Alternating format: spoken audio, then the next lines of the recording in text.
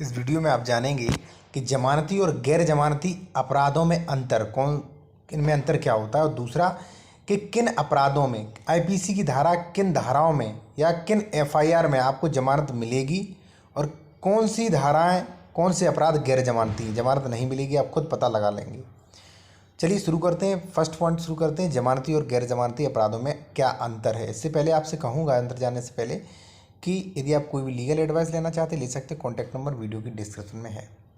First point, जमानती और गैर जमानती अपराधों में अंतर।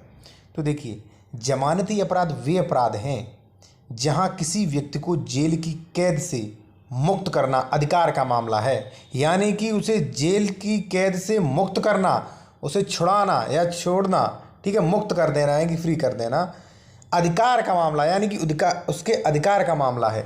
सरल शब्दों में ये भी कह सकते हैं, बिना किसी निषेध के जमानत को एक अधिकार के रूप में लिया जा सकता है। अब और भी सरल भाषा में आपको समझा देंगे। और जबकि गैर जमानती अपराध ऐसे अपराध जहां जमानत विवेक का विषय है न्यायालय का। ठीक है, चलिए स्पष्ट शब्दों में आप सरल शब्दों में समझ लीजिए कि जमानत और गैर जमानती अपराधों में क्या अंतर है। देखिए, जमानती अपराधों से ऐसे अपराध, जैसे मान लीजिए आपने कोई ऐसा अपराध किया है जिसमें जमानत मिल सकती है। सीआरपीसी में लास्ट में पूरी सारणी बनी है, सब में बताया गया है कि किस में जमानत मिलेगी, कौन सी धारा में जमानत नहीं मिलेगी। ठीक है, जैसे मान लीजिए उदाहरण के तौर पे आपने मान लीजिए 323 किसी के साथ मारपीट कर दी। ठीक है, तो उसमें लिखा है ये जमानती अपराध है, 323 जमानती अपराध है, 504 जमानती, 506 जमानती। आपने इन अपराधों में मान लीजिए अपराध किया, एफआईआर दर्ज हो गई, तो आप कोर्ट से जमानत ले सकते हैं क्योंकि जमानती अपराध है। ठीक है, जमानती अपराध होने के कारण आप कोर्ट, ये जो है जमानती अपराध जो होते हैं इनमें अधिकार के रूप में आप जमानत मांग सकते हैं। ठीक है, अब जैसे मान लीजिए आपका पेन मेरे पास है, तो आप पेन मांगेंगे तो अधिकार के रूप में मांग रहे हैं कि महोदय हमारा पेन दे दीजिए, क्योंकि आपका इस पेन पे अधिकार है। आप रिक्वेस्ट नहीं कर रहे हैं, आपका अधिकार है, क्योंकि आपका पेन है तो हमें देना पड़ेगा। ठीक है, आपका पेन है।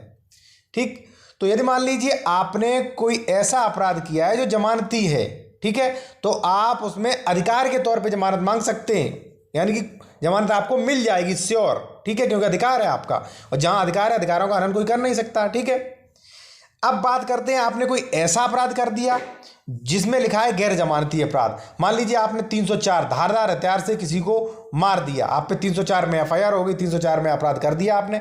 ठीक है, तो ये गैर जमानती अपराध है। तो इसमें जमानत जो है, जमानत के लिए आप अप्लाई करेंगे तो जमानत, क्योंकि ये गैर जमानती अपराध है, अब जब आप उसके कोर्ट के सामने पेश करेंगे, आपका वकील कहेगा महोदय ऐसे जमानत दे दिया जाए, कोर्ट विचार करेगा। ये विवेक का मामला है कोर्ट का कि कोर्ट देगा कि नहीं देगा। ठीक है, कोर्ट दे भी सकता है, कोर्ट नहीं भी दे सकता है। ठीक है, गैर जमानती अपराध में। ठीक है, तो देखिए, अब गैर जमानती अपराध इस प्रकार से आप समझ लीजिए कि यदि मान लीजिए हमारा पेन है, आप मांग रहे हैं कि महोदय पेन दे दीजिए अपना, तो आपका अधिकार नहीं है, मेरा विवेक है, मैं दे भी सकता हूं, नहीं भी दे सकता हूं। तो ये हो गया गैर जमानती अपराध, यानी कि गैर जमानती अपराध में जमानत मिल भी सकती है और नहीं भी, ये कोर्ट का विवेक। अब हम बात करेंगे कौन सी धारा, यानी कि अपराध जमानती हैं और कौन से गैर जमानती। तो देखिए, ज़्यादातर जो असंज्ञेय मामले हैं, यानी कि ऐसे अपराध हैं जिनमें 3 वर्ष से कम का कारावास है, वे 99% जो है वो जमानती हैं। ठीक है, जैसे मान लीजिए 323 है, उसमें 2 वर्ष का, 504 2 वर्ष का, ठीक है, 506 है, उसमें 2 या 3 वर्ष से जिनमें भी कम का मान लीजिए प्रावधान है सजा का। ठीक है, आप पे कोई एफआईआर होती है, ठीक है, मान लीजिए आप पे एफआईआर हो गई 323 में, आप तुरंत सर्च करिए कि इसमें कितनी अपराध है। अगर उसमें 3 वर्ष से कम का अपराध है तो ये मान के चलिए कि 99% ये जमानती मामला होगा, इसमें जमानत मिल जाएगी। और हाँ, वे अपराध जो गंभीर किस्म के हैं या वे अपराध जो संज्ञेय हैं, 3 वर्ष से अधिक का कारावास है, आप मान के चलिए कि उनमें जो है 99% वो गैर जमानती अपराध है, उनमें आपको जमानत मिल भी सकती है और नहीं भी। वीडियो अच्छा लगा लाइक करें, चैनल को सब्सक्राइब